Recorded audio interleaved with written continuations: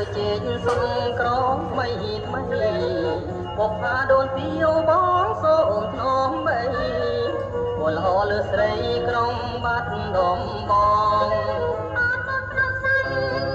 បងដាកាច់កាយកមកបូជាឲ្យគង់អំសងជានេះសំជុំតែស្រស់នួនល្អព្រះអើយជួយផងកុំមើលអំចិនបងជាប់ស្នេហ៍តែបោផាមួយទ្រង់អមធ្លាប់រួយរំខានរំឆាសង្កាត់ទៀមអើយជួយគាត់ចាំម៉ែខ្ញុំស្នេហ៍ចាំជួយ